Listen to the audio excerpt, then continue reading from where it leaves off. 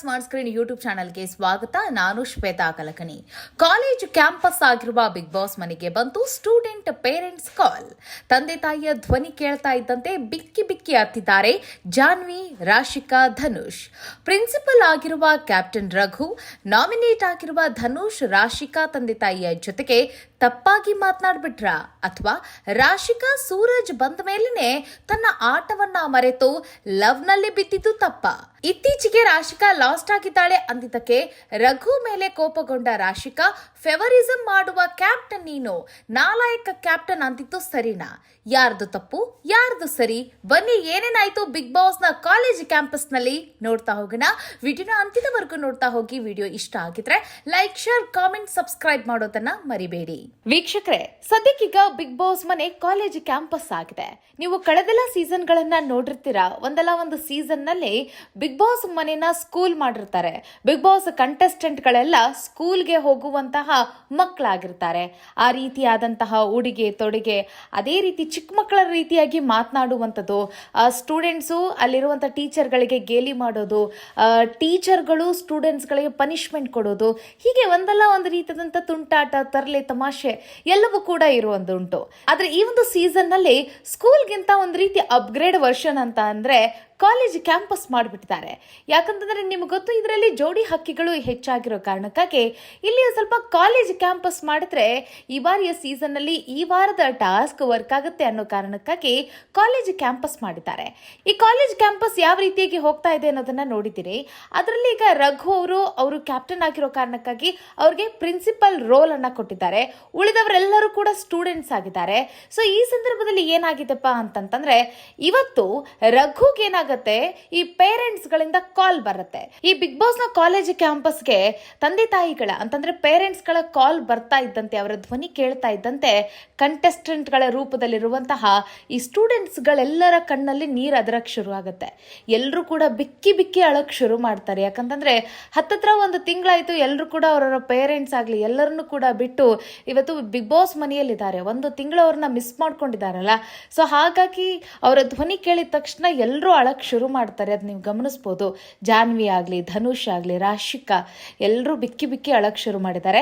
So ಈ ಸಂದರ್ಭದಲ್ಲಿ ಇಲ್ಲಿ ಪ್ರಿನ್ಸಿಪಲ್ ಕ್ಯಾರೆಕ್ಟರ್ ನಲ್ಲಿ ಇರುವಂತಹ ರಘುಗೆ ಇಲ್ಲಿ ಅವರ ತಂದೆ ತಾಯಿ ಮಾತಾಡ್ತಾ ಹೋಗ್ತಾರೆ.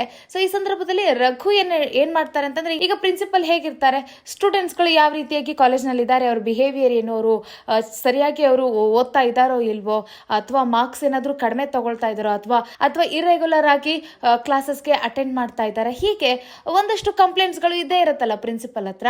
ಸೊ ಅದನ್ನ ಅವ್ರ ಜೊತೆ ಮಾತನಾಡುವ ಆ ರೀತಿಯಾಗಿ ಕ್ಯಾರೆಕ್ಟರ್ ಇರೋದನ್ನ ನೀವು ಗಮನಿಸಬಹುದು. ಈಗ ರಘು ಅವರು ಅವರ ತಂದೆ ತಾಯಿ ಜೊತೆ ಮಾತನಾಡುವಾಗ ನೋಡಿ, ಧನುಷ್ ಅವರು ನಾಮಿನೇಟ್ ಆಗಿದ್ದಾರೆ ಈ ವಾರ. ಸೊ ಅವ್ರಿಗೆ ಏನ್ ಹೇಳಕ್ ಇಷ್ಟಪಡ್ತೀರಿ ಅಂತ ಕೇಳ್ತಾರ ಅವರು. ಅಲ್ಲಿ ಧನುಷ್ ಅವರ ತಂದೆ ತಾಯಿ, ನೀನು ಎಲ್ಲರ ಜೊತೆಯೂ ಕೂಡ ಮಾತನಾಡಬೇಕು, ಬೆರಿಬೇಕು, ಆಟನ ತುಂಬಾ ಚೆನ್ನಾಗಿ ಆಟ ಆಡು ನೀನು, ಹಾಗೆ ಹೀಗೆ ಅಂತ ಒಂದಷ್ಟು ಸಜೆಷನ್ ಧನುಷ್ಗೆ ಕೊಡ್ತಾರೆ. ನೆಕ್ಸ್ಟ್ ಸರದಿ ಯಾರ್ದು ಅಂತಂದ್ರೆ ರಾಶಿಕಾ ಅವರ ತಮ್ಮ ಮಾತಾಡಿಸ್ತಾರೆ. ನೆಕ್ಸ್ಟ್ ಸರದಿ ಯಾರ್ದು ಅಂತಂದ್ರೆ ರಾಶಿಕಾ ಅವರ ತಮ್ಮ ರಘು ಅವ್ರ ಜೊತೆ ಮಾತನಾಡ್ತಾರೆ. ಆಗ ರಘು ಅವರು ರಾಶಿಕಾ ಅವ್ರ ಬಗ್ಗೆ ಒಂದು ಹೇಳ್ತಾರೆ. ಇತ್ತೀಚೆಗೆ ಇಲ್ಲಿ ರಾಶಿಕಾ ಅವರು ಕಳೆದು ಹೋಗ್ಬಿಟ್ಟಿದ್ದಾರೆ, ಶಿ ಇಸ್ ಲಾಸ್ಟ್ ಅಂತ ಹೇಳಿದ್ದಾರೆ. ಸೊ ಆ ಒಂದು ಮಾತನ್ನ ಇಲ್ಲಿ ಅವರ ತಮ್ಮನಿಗೆ ಹೇಳಿರೋ ಕಾರಣಕ್ಕಾಗಿ ರಾಶಿಕಾ ಅವರು ರಘು ಮೇಲೆ ಕೋಪಗೊಂಡಿದ್ದಾರೆ. ನೀವೇನು ನನ್ನ ಬಗ್ಗೆ ನೀವು ಲಾಸ್ಟ್ ಆಗಿದ್ದಾರೆ ಅಂತ ಹೇಳೋದು, ಹಾಗೆ ಹೀಗೆ ನೀವು ಫೇವರಿಸಂ ಮಾಡ್ತಾ ಇದ್ರೆ, ಒಬ್ರಿಗೊಂದು ಇನ್ನೊಬ್ರಿಗೊಂದು ಮಾಡ್ತೀರಾ ನೀವು ಅಂತ ಹೇಳಿ ಇಲ್ಲಿ ರಾಶಿಕಾ ಅವ್ರ ಜೊತೆ ಜಗಳ ಮಾಡಿದ್ದಾಳೆ. ಬಟ್ ಇಲ್ಲಿ ರಘು ಅವರ ಒಂದು ಮಾತನ್ನ ನೀವು ಗಮನಿಸಬಹುದು. ನಾನು ಇದ್ದಿದ್ದನ್ನ ಇದ್ದಕ್ಕಿದ್ದಂಗೆ ಹೇಳಿದ್ದೀನಿ, ನಾನೇನು ತಪ್ಪಾಗಿ ಮಾತಾಡ್ತಿಲ್ಲ, ನನ್ನ ಜವಾಬ್ದಾರಿ ಏನಿದೆ ನಾನು ಅದನ್ನ ಮಾಡಿದ್ದೀನಿ ಅಂತ ಹೇಳ್ತಾರೆ. ಬಟ್ ಇಲ್ಲಿ ರಾಶಿಕಾ ಏನ್ ಹೇಳ್ತಾರೆ, ನೀವು ಫೇವರಿಸಂ ಮಾಡ್ತೀರಾ, ನೀವು ಕ್ಯಾಪ್ಟನ್ ಆಗಿರೋದಕ್ಕೆ ನಾಲಾಯಕ್ ಅನ್ನೋ ರೀತಿಯಾಗಿ ಅವ್ರಿಗೆ ಮಾತಾಡ್ತಾರೆ, ಬೈತಾರೆ. ಬಟ್ ಇದು ಕಿಚ್ಚನ ಪಂಚಾಯಿತಿಯಲ್ಲಿ ಎಷ್ಟರ ಮಟ್ಟಿಗೆ ರಘು ಅವರು ತಮ್ಮ ಕ್ಯಾಪ್ಟನ್ಸಿ ಆಟವನ್ನ ಚೆನ್ನಾಗಿ ಆಡಿದ್ರು ಇಲ್ವೋ, ಕ್ಯಾಪ್ಟನ್ಸಿ ಆ ಜವಾಬ್ದಾರಿಯನ್ನು ಅವ್ರು ಎಷ್ಟು ಅಚ್ಚುಕಟ್ಟಾಗಿ ನಿಭಾಯಿಸಿದ್ರು ಅನ್ನೋದು ಅಲ್ಲಿ ಫೈನಲಿ ಕಿಚ್ಚ ಸುದೀಪ್ ಅವರು ಅದ್ರ ಬಗ್ಗೆ ವಿವರಣೆ ಕೊಡ್ತಾರೆ. ಸೊ ಅಲ್ಲಿವರೆಗೂ ನಾವು ಅದ್ರ ಬಗ್ಗೆ ಮಾತನಾಡೋದು ಬೇಡ, ಅಥವಾ ನಾಲಾಯಕ ಅವರು ಸರಿಯಾದ ವ್ಯಕ್ತಿನ ಅನ್ನೋದನ್ನ ಸುದೀಪ್ ಅವರೇ ಅದನ್ನ ಡಿಸೈಡ್ ಮಾಡ್ತಾರೆ. ಇನ್ನೊಂದು ಕಡೆಗೆ ಇಲ್ಲಿ ನಾವು ರಾಶಿಕಾ ಅವರ ಕುರಿತಾಗಿ ಒಂದಷ್ಟು ಅನಲೈಸ್ ಮಾಡೋದಾದ್ರೆ, ಹೌದು ಇತ್ತೀಚೆಗೆ ರಾಶಿಕಾ ಅವರು ಕಳೆದು ಹೋಗಿದ್ದಾರೆ, ಹೌದು ಇಲ್ವೋ ನೀವೇ ಹೇಳಿ. ಯಾಕಂತಂದ್ರೆ ಇತ್ತೀಚೆಗೆ ಸೂರಜ್ ಇವರು ವೈಲ್ಡ್ ಕಾರ್ಡ್ ಎಂಟ್ರಿ ಮೂಲಕ ಬಿಗ್ ಬಾಸ್ ಮನೆಗೆ ಬಂದ ನಂತರ ಇಲ್ಲಿ ರಾಶಿಕಾ ಅವರ ಬಿಹೇವಿಯರ್ ಅನ್ನ ನೀವು ಗಮನಿಸ್ತಾ ಇದ್ದೀರಿ. ಅವರ ಆಟದ ಅತ್ತ ಅವರ ಗಮನ ಇಲ್ಲೇ ಇಲ್ಲ. ಸೊ ಹೀಗಾಗಿ ಎಲ್ರಿಗೂ ಕೂಡ ಕನ್ಫ್ಯೂಷನ್ ಆಗ್ತಾ ಇದೆ. ಇದೆ. ಸೂರಜ್ ಬಂದಾದ್ಮೇಲೆ ಆಟವನ್ನ ಮರ್ತೋದ್ಲ ರಾಶಿಕಾ ಅಂತ ಹೇಳಿ. ಅದರಲ್ಲೂ ಅವರಿಬ್ಬರ ಕನೆಕ್ಷನ್ ಅನ್ನ ನೀವು ನೋಡ್ತಾ ಇದ್ರೆ ತುಂಬಾ ಡೀಪ್ ಲವ್ ಅಲ್ಲಿ ಇದ್ದಂಗೆ ಕಾಣಿಸ್ತಾ ಇದೆ. ಅಂತಂದ್ರೆ ತುಂಬಾ ಹಳೆ ಲವ್ ಸ್ಟೋರಿ ಇರೋ ರೀತಿಯಾಗಿ ಕಾಣಿಸ್ತಾ ಇದ್ದಾರೆ. ಅಂದ್ರೆ ಇವರು ಮೀಟ್ ಆಗಿ ಬರೀ ಒಂದು ವಾರ ಆಯ್ತು, ಇಷ್ಟು ಬೇಗ ಇವರಿಬ್ರು ಹೊಂದ್ಕೊಂಡಿರುವಂಥದ್ದು ಮತ್ತೆ ಇವರಿಬ್ಬರಲ್ಲಿ ಇರುವಂತಹ ಆ ಒಂದು ಫ್ರೆಂಡ್ಶಿಪ್ ಅಥವಾ ಯಾವುದೋ ಒಂದು ರಿಲೇಷನ್ ಅಂತ ಅನ್ಕೊಳ್ಳಿ. ಸೊ ಅವರಿಬ್ರು ಇರೋ ನಡವಳಿಕೆಯಿಂದಾಗಿ ಮನೆ ಮಂದಿಗೆ ಏನಂತಂದ್ರೆ ಇವರು ಆಟವನ್ನ ಮರೆತು ಬಿಟ್ಟಿದ್ದಾರೆ ಅನ್ನೋದು ಮಾತ್ರ ಇಲ್ಲಿ ಅವರು ಸ್ಪಷ್ಟವಾಗಿ ಅರ್ಥ ಮಾಡ್ಕೊಂಡಿದ್ದಾರೆ.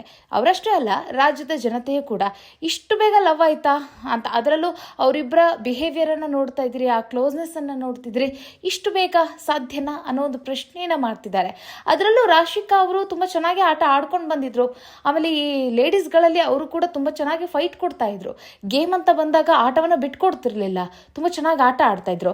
ಅಂತಹ ಕಂಟೆಸ್ಟೆಂಟ್ ಈಗ ಈ ಲವ್ ಅಥವಾ ಒಂದು ಯಾವುದೋ ಒಂದು ಸೆಳೆತ ಅಟ್ರಾಕ್ಷನ್ಗೆ ಮರಳಾಗಿ ತಮ್ಮ ಆಟವನ್ನೇ ಮರ್ತಿದ್ದಾರೆ.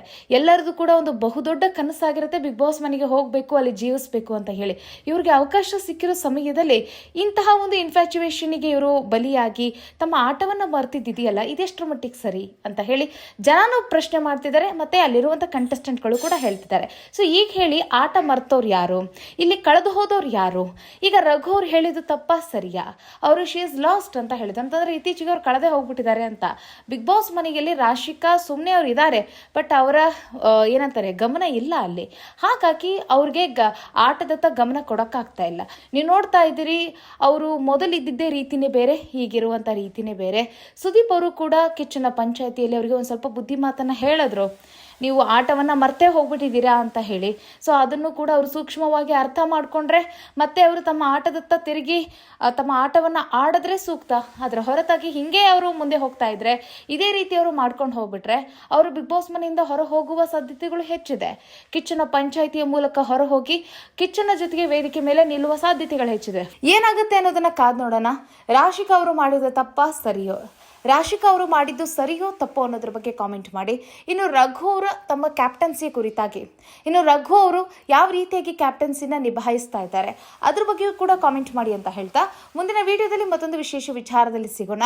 ಒಟ್ಟಿನಲ್ಲಿ ಬಿಗ್ ಬಾಸ್ನ ಈ ಒಂದು ಕ್ಯಾಂಪಸ್ಗೆ, ಕಾಲೇಜ್ ಕ್ಯಾಂಪಸ್ಗೆ ತಂದೆ ತಾಯಿಗಳ ಕರೆ ಬಂದಿದ್ದಕ್ಕಾಗಿ ಬಿಗ್ ಬಾಸ್ ಮನೆಯಲ್ಲಿರುವಂಥ ಕಂಟೆಸ್ಟೆಂಟ್ಗಳಿಗೆ ಒಂದು ರೀತಿ ಹಬ್ಬನೇ, ಎಲ್ರಿಗೂ ಖುಷಿ ಆಗಿದೆ. ಸೊ ಈ ಖುಷಿ ಹಿಂಗೆ ಮುಂದುವರಿಯಲಿ. ಅಂದ್ರೆ ಕಂಟೆಸ್ಟೆಂಟ್ಗಳು ಇನ್ನು ಮುಂದೆ ಇನ್ನು ಯಾವ ರೀತಿಯಾಗಿ ಆಟ ಆಡ್ತಾರೆ, ಯಾಕಂತಂದ್ರೆ ಈಗ ಒಂದು ತಿಂಗಳಾಯ್ತು ಮಿಸ್ ಮಾಡ್ಕೊಂಡು ಅವರೆಲ್ಲರೂ. ಸೊ ಆಟದಲ್ಲಿ ಅವರು ಒಂದು ಸ್ವಲ್ಪ ಕುಗ್ಗಿರ್ತಾರೆ. ಈಗ ತಂದೆ ತಾಯಿಗಳ ಮೂಲಕ ಎಚ್ಚರಿಸುವಂತಹ ಒಂದು ಪ್ರಯತ್ನ ಇದು ಬಿಗ್ ಬಾಸ್ ಕಡೆಯಿಂದ. ಅದರ ಜೊತೆಗೆ ಅವರ ಆಟಕ್ಕೆ ಇನ್ನಷ್ಟು ಇಮ್ಯುನಿಟಿ ಕೊಡಬೇಕು ಅನ್ನೋ ಕಾರಣವೂ ಆಗಿರುತ್ತೆ. ಸೊ ಹೀಗಾಗಿ ಇನ್ನು ಮುಂದೆ ಆಟ ಎಷ್ಟು ಚೆನ್ನಾಗಿ ಕೂಡಿರುತ್ತೆ, ಹೆಂಗೆ ಆಟ ಆಡ್ತಾರೆ, ಎಷ್ಟು ಎಂಟರ್ಟೈನ್ಮೆಂಟ್ ಅನ್ನು ಕೊಡ್ತಾರೆ, ಮತ್ತೆ ಇನ್ನು ಯಾವ್ಯಾವ ಆಂಗಲ್ ಅಲ್ಲಿ ಕಂಟೆಂಟ್ಗಳನ್ನ ಕೊಡ್ತಾರೆ ಅನ್ನೋದನ್ನ ನಾವೆಲ್ಲ ಕಾದ್ ನೋಡೋಣ ಅಂತ ಹೇಳ್ತಾ ಮುಂದಿನ ವಿಡಿಯೋದಲ್ಲಿ ಸಿಗೋಣ. ನಮಸ್ಕಾರ.